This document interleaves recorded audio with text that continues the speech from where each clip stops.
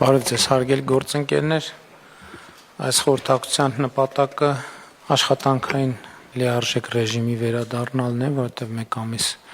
կտրված եմ եղել աշխատանքային առօրյա գործերից եւ նախ ուզում եմ փոխվարչապետ Գրիգորյանին եւ մյուս գործընկերներին փոխվարչապետ Գրիգորյանին այս ընթացքում վարչապետի պարտականությունները կատարելու համար շնորհակալություն հայտնել, նաեւ մի կարճ շրջան պարոն Խաչատրյանն է կատարել վարչապետի պարտականությունները, հարգելի գործընկերներ, շնորհակալ եմ եւ նաեւ այն մեր նախարարի տեղակալներին, ովքեր այս ընթացքում ստեղ չեն, կփոխանցեք իմ շնորհակալության խոսքերը, երբ նախարարների եւ գերատեսչությունների ղեկավարները, մարզպետների տեղակալները, ովքեր կատարել են համապատասխան պարտականությունները, նրանց նույնպես շնորհակալություն եմ հայտնում եւ նաեւ ընդհանուր առմամբ ուզում եմ շնորհակալություն հայտնել խորհրդարանական ընտրությունները կազմակերպելու ներգրավված մեր բոլոր պետական եւ տեղական ինքնակառավարման մարմիններին եւ շնորհավոր եմ բոլորիս խորհրդարանական ընտրությունների հաջող ընթացքի առիթով։ Իհարկե պետք է արձանագրենք, որ Հայաստանում մեզ ծանոթ process-ները 180 աստիճան շրջվել են, երբ որ կառավարող կուսակցությունը եւ կառավարությունը ընտրությունների արդար եւ ազատ անցկացման ջատագով է, իսկ ընդդիմությունը որպես գործիք ունի հիմնականում ընտրությունների արդյունքները կեղծելը եւ կեղծիքների մեխանիզմներ օգտագործելը, բայց իհարկե նաեւ ուզում եմ շնորհակալություն հայտնել մեր իրավապահ մարմիններին, գլխավոր դատախազությանը, քննչական կոմիտեին, հակակոռուպցիոն կոմիտեին, ով ընտրակաշառքների դեմ պայքարի հիմնական լիազոր մարմինն է, ներքին գործերի նախարարությանը, ազգային անվտանգության ծառայությանը, որովհետեւ այս մասշտաբի ես չեմ հիշում, որ մենք այս մասշտաբի պայքար ունեցած լինենք ընտրակաշառքների եւ ընտրողների ազատ կամ արտահայտման վրա ապօրինի գործադրվող ճնշումների դեմ։ Ես ուզում եմ շնորհակալություն հայտնել գործընկերներին աննախադեպ ծավալի աշխատանքի համար։ Իհարկե սա ցույց է տալիս նաեւ մեր երկրում ինստիտուցիոնալ բարեփոխումների արդյունավետությունը, որովհետեւ մի շարք օրենսդրական եւ ինստիտուցիոնալ բարեփոխումներ ենք մենք իրականացրել, որոնք իրենց արդյունքը տվել են, բայց մյուս կողմից ես ուզում եմ մտահոգությունս հայտնել հետեւյալի հետ կապված, որ Հայաստանում ընդհանրապես կան հանցագործությունների տեսակներ, որոնց նկատմամբ ինչ որ տենց հանդուրժողականության չհամաձայնեցված մթնոլորտ է ձևավորված, մի ուղղությունը ընտանեկան բռնությունների հետ կապված ուղղությունն է, մյուս ուղղությունը ընտրակաշառքների հետ կապված ուղղությունն է, որովհետև ընտրություններն անցնում են, արդեն ասում ենք դե լավ, դե անցավ ընտրությունները, հետեւաբար ընտրակաշառք տվողները եւ ստացողները կարող են գնալ իրենց գործերին։ Ես կարծում եմ, որ այս պրակտիկան պետք է արմատապես փոխվի։ Այս ընտրություններում ընտրակաշառք տալու կամ վերցնելու մեջ բռնված ցանկացած ոք մինչև հաջորդ ընտրությունների արդյունքների ամփոփումը պետք է անցկացնի բանտում։ Եթե սրա համար անհրաժեշտ են իրականացնել օրենսդրական ինստիտուցիոնալ փոփոխություններ, այդ փոփոխությունները անհրաժեշտ է հիմա անհապաղ ձևով անել, բայց ես չեմ կարծում, թե դրա համար պետք է փոփոխություններ։ Ես հստակ պահանջում եմ, որ նրանք, ովքեր ընտրակաշառք վերցնելու կամ տալու մեջ բռնվել են, միջև հաջորդ համապետական ընտրությունների պաշտոնական արդյունքների ամփոփման առնվազն օրը պետք է լինեն բանտում։ Սա երկրի անվտանգության եւ ժողովրդավարության անվտանգության հարց է եւ պետք չի հետո խղճահարության տեսարաններ սարքել։ Խղճահարության տեսարանները վաղուց սարքված են եւ եթե մենք հոգատարության խնդիր ունենք, առաջին հերթին մեր պետությունը պետք է լինի մեր հոգատարության առարկա, մեր ժողովուրդը եւ նրա ազատ կամքը եւ նրա ազատ կամքի արտահայտման հնարավորությունը։ Էլի եմ ասում, ընդհանրապես ես հասկանում եմ, որ իշխանությունների տարանջատման սկզբունքը եւ այլն, բայց երբ որ տարանջատված իշխանությունները մտնում են քաղաքական դաշտեր եւ սկսում են ազդեցություն գործել, այդ ժամանակ ոչ մեկ չի հիշում, որ իշխանության տարանջատման սկզբունք կա։ Ես ասում եմ, ընտրակաշառքների նկատմամբ, ընդ որում ամենաթոփ մակարդակից մինչեւ ամենաներքև մակարդակ կա հանդուրժողականություն։ Ես եւ չեմ զարմանա, եթե պարզվի, որ նախորդած ընտրությունների ընտրակաշառքի վրա բռնված ոչ մեկ այսօր բանտում չի։ Իրանք կարող մեծ հավանականությամբ դուրս են եկել իրենց գործը, ով որ թիմում բռնվել է, խորհրդանականում է շարունակել, խորհրդանակում շարունակածները շարունակելու են առաջիկա թիմերում։ Ես պահանջում եմ, որպես Հայաստանի Հանրապետության ժողովրդի վստահության քվեն ստացած մարդ, ասում եմ, այդ մարդիկ միջև հաջորդ խորհրդանական ընտրությունների պաշտոնական ամփոփման օրը պետքա լինեն բանտում։ Ինչ սոցիալական խավեր լինեն, ինչ պաշտոններ լինեն, ինչ չափի հարստություն ունենան։ Եվ մենք այդ թատրոններից արդեն հոգնել ենք, երբ որ դա այն ժամանակը ձգելու ես բանի մեր ամփոփիչ հանրահավաքում էլ ասեց Սանտա Բարբարա սերիալ հիշեցնող դատավարություններին ի վերջո պետքա վերջ տրվի։ Ես այս քարոզարշավում իմ ամենամեծ դիսկոմֆորտը եղել այն, երբ որ մարդիկ ինձ շատ կոնկրետ ասել են, այս գործը ինչի հանգուցալուծում չի ստացել, այն գործը ինչի հանգուցալուծում, եւ ես չունեմ պատասխաններ, որովհետեւ իրականում այդ հարցերի հասցեատերը ես չեմ։ Բայց դրա մասին ոչ մեկ չգիտի, որ ես չեմ։ Եվ դրա քաղաքական պատասխանատվությունը կրում եմ ես, եւ ես կրում եմ դրա քաղաքական պատասխանատվությունը եւ հստակ դնում եմ հարցը, որ այդ խնդիրները պետքա լուծվեն։ Բայց ընդհանուր առմամբ իհարկե առաջիկայում շատ ակտիվ պետքա աշխատենք, իհարկե մինչև նոր խորհրդարանի ձևավորումը եւ նոր կառավարության ձևավորումը դեռ ժամանակ ունենք 2 ամիս։ Սա լավ է, որովհետև նախկինում երբեք այդքան ժամանակ չենք ունեցել կառավարություն ձևավորելու համար եւ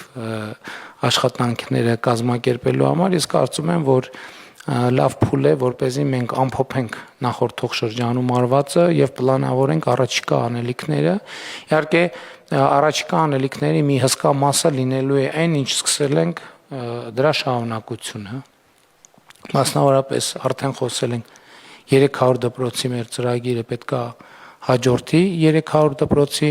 եթե հանկարծ պարզվի, որ մենք այնքան կարողություն ունենք, որ 300 կարող ենք դարձնել 400 կամ 500, իհարկե հոյակապ կլինի, բայց չգիտեմ, դա առանձին քննարկման հարց է, որը առանձին կքննարկենք եւ ես առանձնահատուկ ուշադրություն եմ հրավիրում այն խոստումներին, որ մենք տվել ենք երեխաներին, որովհետև մի քանի ուղղություն կա, իհարկե դպրոցները, մարզադպրոցներ, խաղահրապարակներ, արվեստի եւ երաժշտության դպրոցներ, մենք այդ ուղղությամբ պետքա ճիշտ պլանավորում անենք եւ այսօրվանից պետքա սկսենք պլանավորում, մասնավորապես բաշխվածության հետ կապված, իհարկե ես առիթ ունեցել եմ էլեկտրոնային փոստով գրել եմ այդ ուղղությամբ ինչպես եմ պատկերացնում, որովհետև մենք նաև դպրոցներում արկա կարողությունները պետք է այս համատեքստում դիտարկենք եւ ճիշտ բաշխվածություն ունենանք, որպեսզի մենք այս փուլով այնպես անենք, որ հանրապետության բոլոր երեխաները ունենան իրենց համար իրատեսորեն հասանելի խաղահրապարակներ, դպրոցներով, մյուս ծրագ սպորտ դպրոցներով եւ ուղղակի խաղահրապարակներով, իհարկե նաև այստեղ պետք է մեր համագործակցությունը ֆուտբոլի ֆեդերացիայի հետ, որովհետև իրենք էլ են ծրագրեր անում, նկատի ունեմ, որ ճիշտ հեռավորություններով եւ ճիշտ բաշխվածություններով ամբողջ հանրապետությունը ծածկենք։ Իհարկե շատ ծրագրեր կա, որոնց մասին դեռ պետք է խոսենք եւ նաեւ այն նորույթները, որ մենք ունենք մեր նախընտրական ծրագրում, որոնք նախկինի շարունակությունը չեն, մենք դրանով էլ պետք է հստակ ճանապարհային քարտեզ ունենանք եւ իհարկե խոշոր ծրագրերին մենք պետք է լրացուցիչ անդրադարձ ունենանք։ Ես ուզում եմ առանձնահատուկ ընդգծել այն, ինչ նախընտրական շրջանում խոսել եմ կապված Երևանի եւ Գյումրիի հետ։ Ես անկեղծ ասեմ, այն ինչ տեսա Գյումրիի թաղամասերում, ճիշտն ասած ինձ համար անսպասելի էր եւ նաեւ ինչ որտեղ տենց շոկային ազդեցություն ես չի կարող պատկերացնել, որ այն երկիրը, որտեղ ես վարչապետ եմ, մասնավորապես 58 թաղամասում կարող են լինել այդպիսի վիճակում գտնվող բակեր, փողոցներ, որը խայտառակ տեսարաններ է։ Մենք պետք է գտնենք ձևերը, որ եթե անհրաժեշտ է, իհարկե ես ասել եմ, որ կարծում եմ, որ Գյումրին պետք է մենք հնարավորինս արագ ունենանք արտահերթ ընտրություններ, բայց միջև էլ թեկուզ շրջանցելով տեղական ինքնակառավարման մարմիններին, մենք պետք է այնտեղ արագ գործողություններ իրականացնենք այսօրվանից սկսած մենք պետք է հասկանանք ինչ ենք անում եւ մասնավորապես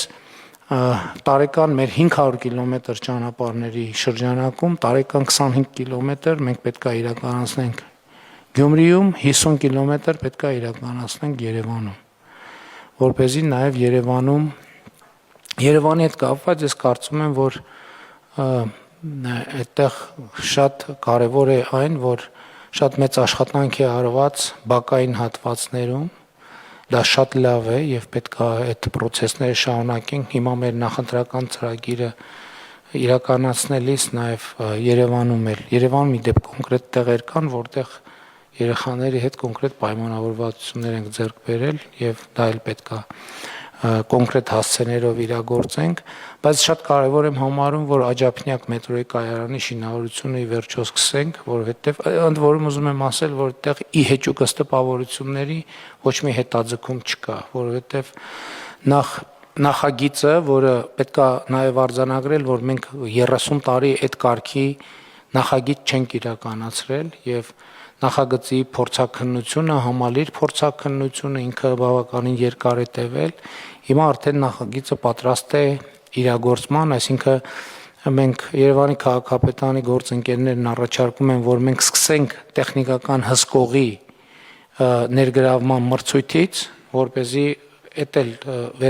պետք է վստահ լինենք, որ կա գործընկեր, որ ունի անհրաժեշտ գիտելիքներ, որ վերահսկի այդ ամբողջ process-ը, որովհետև եթե մենք մեր սովորական ձևերով անենք, մեծ հավանականությամբ այդքան էլ չի ստացվի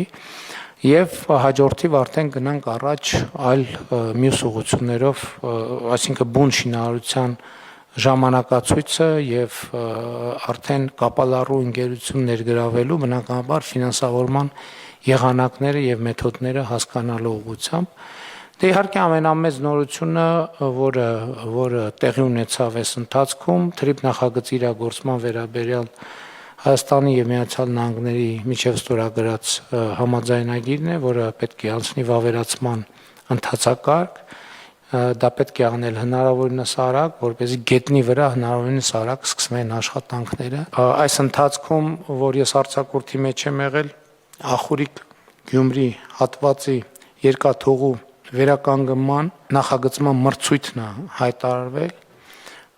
եւ մենք այդ ուղղությամբ էլ պիտի ակտիվ աշխատենք երասկայարանի հատվածում մենք պետք է ակտիվ գործողություններ սկսենք ներառյալ երկաթգծի կայարանի նորոգումը եւ Ախուրիկի հատվածում, Գյումրիի հատվածում եւ Երասխի հատվածում, որպեսզի այստեղ էլ մենք պետքա որոշումներ կայացնենք եւ գնանք առաջ։ Հյուսիս-հարավի շինարարությունը շատ հաջող ընթանում է, Ագարակ, Քաջարան հատվածի առաջիկայում մենք կսկսենք նաեւ Քաջարանի թունելի շինարարությունը, հաջորդիվ տեղի կունենա արդեն Բարգուշատի թունելի շինարարությունը, որի շուրջ պայմանավորվածություն ենք ձեռք բերել Ֆրանսիայի մեր գործընկերների հետ, եւ հյուսիս-հարավը պետք է շարունակի մնալ մեր առաջնահերթ նախագծերից մեկը, քանի դեռ այն ամբողջությամբ իրագործված չէ, մեծ նորությունը ընտրություններից առաջ եկավ, որ հարավարեմտյան թաղամասի հետ խնդրահարույց հատվածի հետ կապված ի վերջո դատական process-ները, դատական ավելի ճիշտ փակուղին հաղթահարված է էլի օրենսդրական փոփոխություններ անելու արդյունքում եւ այդ ուղղությամբ էլ պետքա գնանք եւ աշխատենք հաջորդ մեգա նախագիծը, այսինքն ամբողջությամբ մեջ մեգա նախագծերը ջրամբարների հետ կապված մեր նախագծերը պետքա լրջորեն մենք բան անենք, արագացնենք, որովհետև էլի մեզ համար բարդ եւ անծանոթ թեմա է նախորդ շրջանում, այդպես կարծում եմ պատշաճ նախապատրաստվել ենք արդեն, որպեսզի արդեն սկսենք իրագործումը եւ ժամանակ չկորցնենք։ Ես ուզում եմ անկեղծ ասել, որ ես մեր ֆինանսական հնարավորությունների հետ կապված չունեմ մտավախություն, որովհետեւ առաջիկայում ակնհայտորեն եւ անկասկած Հայաստանը մեծ ներդրումային ակտիվություն է լինելու, թրիփ նախագիծը իր հետևից ինքը արդեն միլիարդանոց ծրագիր է, բայց իր հետևից բերելու է նաև նոր միլիարդների ներհոսք եւ մենք այստեղ պետքա ավելի վստահ լինենք եւ ընդ որում նախորդող շրջանի մեր փորձը ինչա ցույց տվել, որ կարևորը փողը չի, կարևորը բովանդակությունն է։ Երբ որ մենք գիտենք ինչ ենք անում, ինչի համար ենք անում, այսինքն որոշված է մեզ անհրաժեշտ բովանդակությունը, փողի հարցը միշտ էլ լուծելի է։ Այսինքն ելի եմ ասում, մենք նախորդող շրջանում չի եղել մի նախագիծ, որ չեն կարել այն պատճառով, որ փող չկա, որովհետև երբ որ կա անելիք, այդ անելիքը հստակ է, համաձայնեցված է եւ կա համոզմունք դրա բովանդակային ճշմարտության եւ արդարացվածության վերաբերյալ, մենք այդ նախագիծը պետք է անենք։ Իհարկե արժևում մենք պետք է մտածենք, թե ոնց ենք ներդրումային կոմիտեի աշխատանքները ակտիվացնում, մենք պետք է աշխատենք հիմա գալ են կետին, երբ որ բոլոր նախագծերը անցնում են ներդրումային կոմիտեում եւ դա նշանակում է, որ մենք շատ պիտի աշխատենք, որովհետեւ նախորդ ռեժիմը, որ ասենք մի քանի ամիսը մի անգամ ներդրումային կոմիտե ենք հրավիրում, դա չի աշխատի։ Բայց նաեւ մյուս կողմից էլ պետք է հասկանանք ամբողջ ինչ ծավալ ենք մենք ներդրումային կոմիտեում քննարկում, որովհետեւ ակնհայտ է նաեւ, որ ամեն ինչ չէ, որ մենք կարող ենք ֆիզիկական պիտի ինստիտուցիոնալ ձևը փոխենք իրը, կամ ուղղակի մտածենք, թե ինչպես ենք աշխատում։ Այսինքն դա ամենալավ տարբերակն է, որպեսզի նախագծերը, մեծ նախագծերը բոլորը անցնեն ներդրումային կոմիտեով, այսինքն իմանանք, որ նշաձողից վերև է, որ պետք է ներդրումային կոմիտեով անցնեն, որպեսզի քննարկումները լինեն լիարժեք եւ այդ ծախսերի մեջ մեզ տենց կասկածի տեղ չմնա, որ արդյոք մենք ճիշտ ենք անում, որ գնում ենք այդ ուղղությամբ։ Հետևաբար սա նույնպես եւ առաջիկայում այդ նշանակում է, որ հունիսի վերջին, հուլիսի սկզբին մենք պետք է ներդրումային կոմիտեի նիստ հրավիրենք եւ նաեւ համադրելով կառավարության նոր ծրագրի հետ, առաջնահերթությունների հետ, արդեն որը պիտի բխի քաղաքացիական պայմանագիր կուսակցության նախընտրական ծրագրից եւ Հայաստանի տնտեսական եւ ինստիտուցիոնալ վերափոխման դոկտրինից, մենք պետք է արդեն մինչև այդ նախագծի հիմնական տեքստը ունենանք եւ արդեն ներդրումային կոմիտեն այդտեղից բխող օրակարգով սկսենք աշխատել։ Հաջորդ ուղղությունը կապված է մարզերի հետ, որովհետեւ այս ընթացքում տարբեր բնակավայրերում, այսպես ասած, ոտքի վրա տարբեր խոսակցություններ են եղել, մարդիկ տարբեր հարցեր են բարձրացրել։ Ես պլանավորում եմ ամառվա ընթացքում բոլոր մարզերում իրականացնել աշխատանքային քննարկումներ կառավարության արդեն թեմաների հետ առնչվող անդամների մասնակցությամբ, որոնց ներկա կլինեն բնականաբար մարզպետները, համայնքների ղեկավարները, վարչական ղեկավարները, նպատակը հետևյալն է։ Նախկինում իհարկե ես այդ հանձնարարականը տվել եմ, այդ հանձնարարականը արվել է, բայց ինձ համար այդ փաստաթղթերի տրցակում շատ դժվար էր կողմնորոշվել։ Մեզ պետք է գալ եւ մինչեւ սեպտեմբեր որոշում կայացնել ամեն բնակավայրի առաջնահերթ 3 խնդիրների վերաբերյալ, որ պետք է առաջիկայում լուծել։ Ընդ որում շատ կարեւոր է եւ ես ակնկալում եմ, որ վարչական ղեկավարները բնակիչների հետ քննարկեն, խորհրդակցություններ անցկացնեն, որովհետեւ հիմա տեսեք փոքր կամ մեծ բնակավայրում քաղաքացիների մի խումբ բարձրացնում է մի հարց, երկրորդը երկրորդ հարց, երրորդը երրորդ հարցը, չորրորդը չորրորդ հարցը, անհատները տարբեր հանրային նշանակության, շատ դժվար է կողմնորոշվել, որովհետև ամեն ինչ մի անգամից լուծել անհնար է, բացառված է, այսինքն չկա տենց տարբերակ։ Մեզ հիմա հարկավոր է, որպեսզի մենք այդ խորհրդակցությունների արդյունքում իրար հետ որոշենք յուրաքանչյուր բնակավայրի այն 3 առաջնահերթ խնդիրները, որոնք առաջիկայում մենք պետք է լուծենք։ Պայմանավորվածությունը պետք է լինի հետևյալը, որ այդ 3 խնդիրները լուծելուց կամ առաջինը լուծելուց հետո այդ եռյակը լրանում է հետևից ու տենց մենք հերթով խնդիրները լուծելով գնում ենք, որպեսզի համակարգված լինի, այդ թվում սուբվենցիոն ծրագրերի մեխանիզմով եւ այդպես շարունակ։ Իհարկե, այս ընթացքում ամենամեծ նորություններից մեկը, որ ես իմացա, այն էր, որ ըստ էության այս տարի գրեթե բոլոր համայնքները 2026 թվականի համար ներկայացրել են այնքան սուբվենցիոն ծրագիր, պլյուս մինուս մի քիչ, ինչքան նախորդ 8 տարիների ընթացքում են իրականացրել։ Սա մի կողմից լավ լուր է, որ վկայում է, որ նախ ավելի մեծ հավատ կա սուբվենցիոն ծրագրերի նկատմամբ եւ համայնքների կարողություններն է զարգացել են, բայց մյուս կողմից է պետք է հասկանանք ոնց են կողմնորոշվում այդ բազում ծրագրերի մեջ եւ շատ կարեւոր է որ այդ իմ մարզային խորհրդակցությունների ընթացքում մենք նաև այդ ծրագրերը նայենք եւ միշտ պետք է համոզվել, որ բնակչությունը քաղաքացիները ունեն մասնակցություն այդ ծրագրերի ճշգրտմանը եւ իրականացմանը։ Իհարկե, երեք ազգային ժողովում եթե թեմային անդրադարձա, կարծում եմ, որ մեր գործընկերները բարձր տեխնոլոգիական արդյունաբերության եւ պետական եկամուտների կոմիտեի պետք է առաջարկ տան այս մասով, որովհետեւ մարդկանց հետ իհարկե մի քիչ պատկերավոր ես այդ խոսակցությունն եմ ունեցել, երբ որ մարդիկ ամենատարբեր հարցեր են բարձրացրել, ես իրենց առաջարկել եմ հետեւյալը, ասել եմ, որ ես էլ պայման ունեմ եւ այդ պայմանն է, որ որևէ մեկը, որևէ բնակիչ տվյալ բնակավայրի կամ համայնքի խանութից երբեք առանց հսկիչ դրամարկային կտրոնի դուրս չգա, որովհետեւ դա է նաեւ այն գործիքը, որով մենք պետք է աշխատենք եւ իրականացնենք ծրագրեր ներառյալ համայնքներում։ Եթե պարզվի, որ մենք կարող ենք գործակից ունենալ պետական եկամուտների կոմիտեի մեթոդաբանություններով եւ մեզ էլեկտրոնային գործիքները մեզ ցույց տան, թե որ համայնքներն են, որ առավել ակտիվ ստվերի կրճատումը տեղի ունենում, այսինքն առևտուրը արձանագրվում է, որտեղ մենք ըստ էության ունենք գնահատականներ, թե ինչ կարգի կամ պիտի ունենա պետական եկամուտների կոմիտեն, թե որտեղ ինչքան ստվեր կա, եւ այդ ստվերի կրճատման գործակիցը ինքը նույնպես պետք է դեր ունենա, թե մենք համայնքներում ինչ ծրագրեր ենք իրականացնում, որովհետեւ եթե օրինակ բնակավայրում առևտուրը ոնց տենց դանդաղ ստվերային վիճակում մնում է, մենք պետք է նաև դրանով որոշակի քաղաքականություն վարենք եւ մեր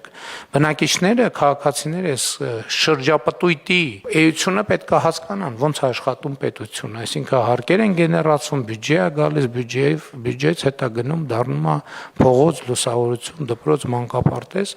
եւ ես կարծում եմ, որ դա հնարավոր է անել, այսինքն ես չեմ հարցնում, ես խնդիրը դնում եմ, որ մենք պետք է ունենանք բանաձևեր,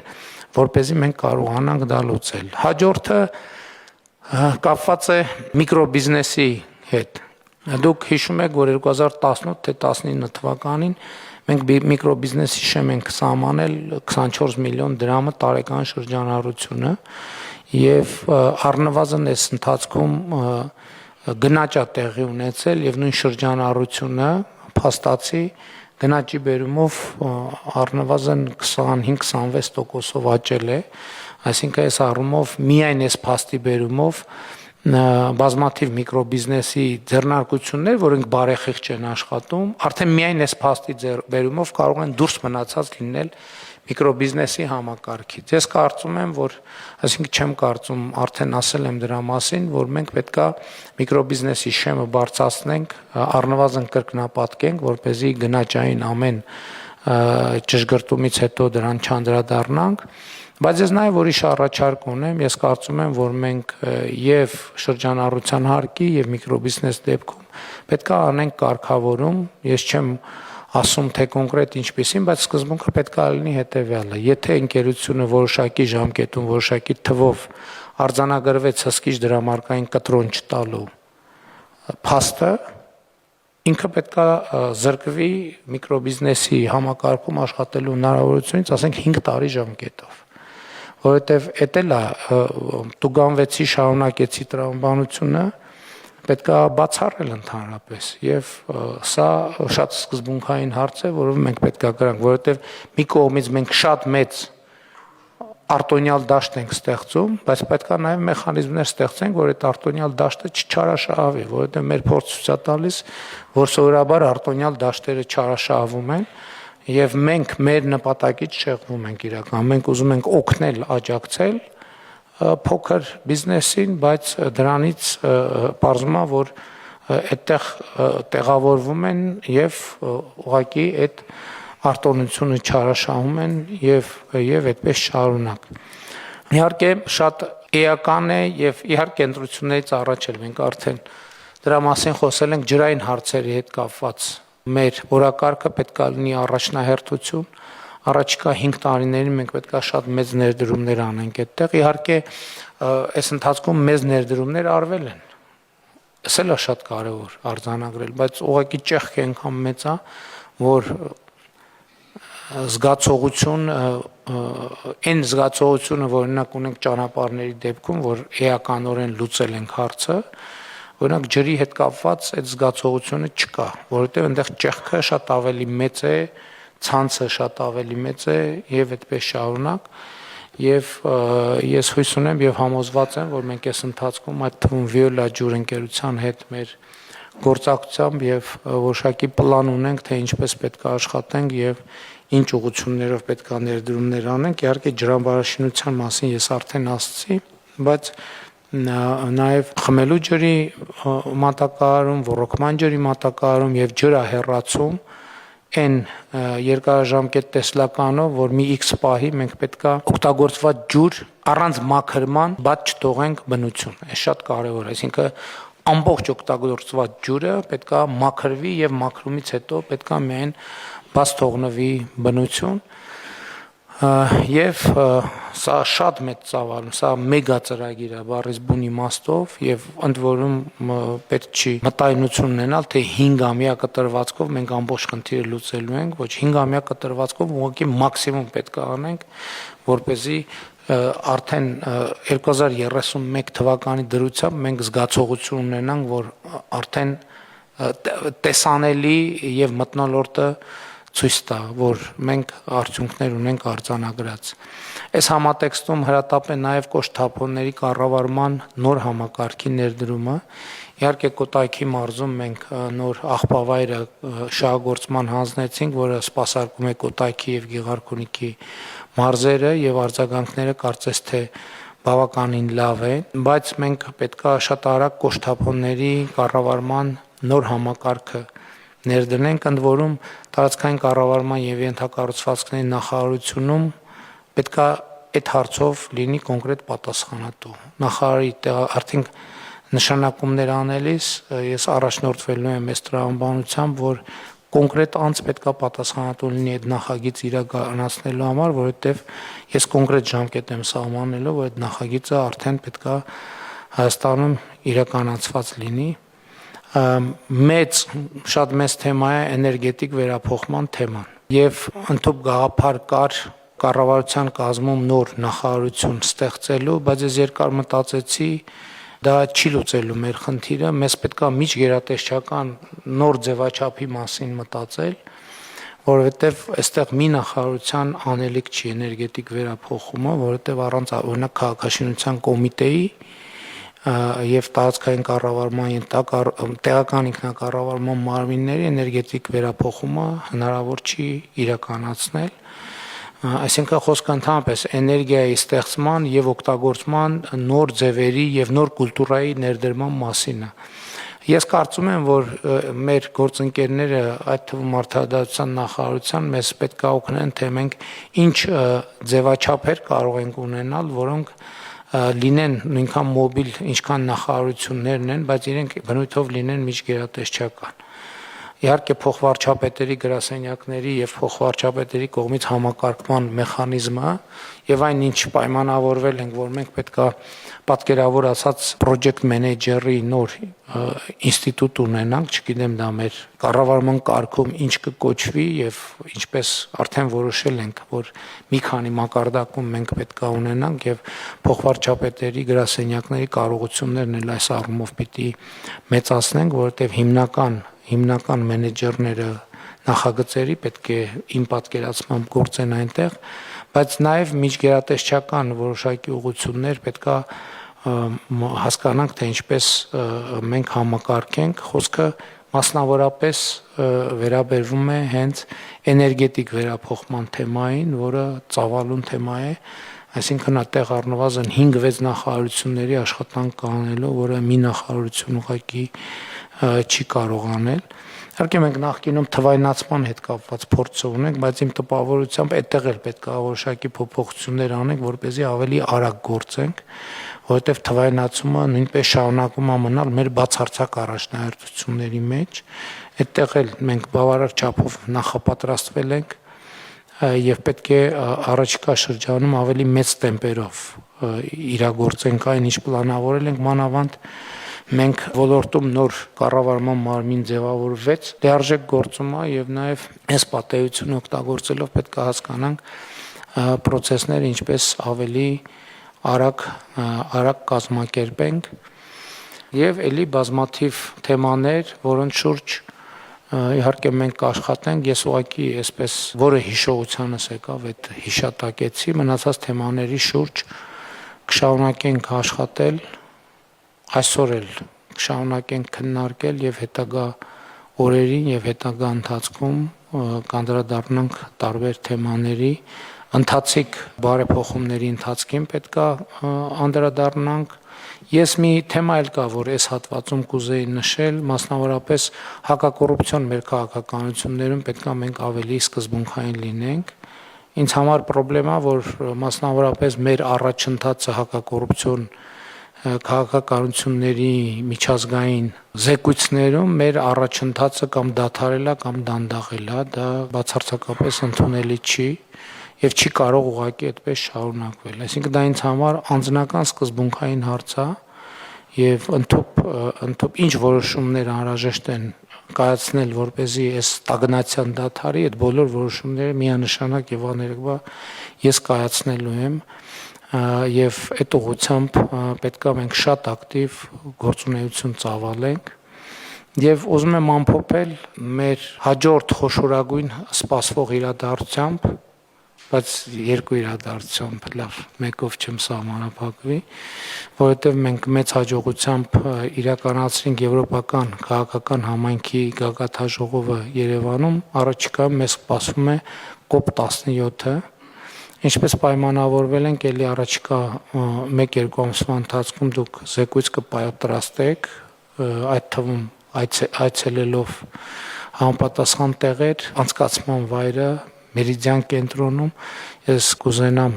նախկինում պայմանավորվել եք այցելեմ եւ առաջընթաց տեսնեմ թե ինչ վիճակում է գտնվում, ինչպես ենք մենք պատրաստվում եւ անկեղծ պիտի ասեմ իմ ամենամեծ լարվածությունը կապված է 2029 թվականի մինչև 20 տարեկաների ֆուտբոլի աշխարհի առաջնության անցկացման հետ եւ նաեւ ուզում եմ իմանալ երբ ենք մենք մասնավորապես Իջևանում սկսում ստադիոնի կառուցումը, ինչու Իջևանում, որովհետև միակ տեղն է, որտեղ զրոյից պետք է սկսենք, մյուս տեղերում մենք վերակառուցման կամ ավելի այլ բնույթի աշխատանքներ ենք իրականացնելու եւ սա ավելի քան սկզբունքային հարց է մեզ համար, պետք է շատ բարձր մակարդակով կազմակերպենք, ընդունենք այդ առաջնությունը եւ նաեւ առիթ օգտագործենք այն բնակավայրերում, համայնքներում, որտեղ դա տեղի ունենալու լրացուցիչ ներդրումներ անենք ենթակառուցվածքների զարգացման ուղղությամբ։ Թերևս այստեղ ես կանգ կառնեմ եւ նաեւ կուզենամ, որ մյուս հատվածում մեր գործընկերները ներկայացնեն ընթացիկ իրավիճակները։ Գիտեմ, որ պետական բյուջեի եկամուտների հավաքագրումը շատ բարձր տեմպով է ընթանում, երեք արդեն ասել են, որ 40 միլիարդի երակատարում ենք սպասում։ Ես 30 էի ասում, տենց մի քիչ զգուշություն ցուցաբերելով, բայց ֆինանսների նախարարն 10 միլիարդն էլ ասեց, այնպես որ արդեն 40 միլիարդ։ Մնացած հարցերի վերաբերյալ հիմա ես մեր գործընկերների տեղեկությունները կամ զեկույցները կլսեմ, որոշ մի քանի հարցերի վերաբերյալ, որոնք հրատապության կարգով ինձ հետաքրքրում են։ Այսքան է փոլի համար։ Շնորհակալ եմ։ Հավանիչ տեսանյութը եւ բաժանորդագրվիչ նորությունները բաց չթողնելու համար։